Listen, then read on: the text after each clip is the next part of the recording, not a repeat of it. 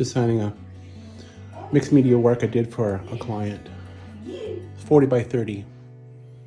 It's a big one. This is mixed media. The silhouette is a friend's daughter. And I think it's a wonderful statement to her. Be strong when you are weak. Be brave when you are scared. Be humble when you are victorious. This was an idea that somebody else did and just modified it a little bit and giving it as a gift to her daughter. Has the drips I like to do in a lot of paintings, certain ones that I do.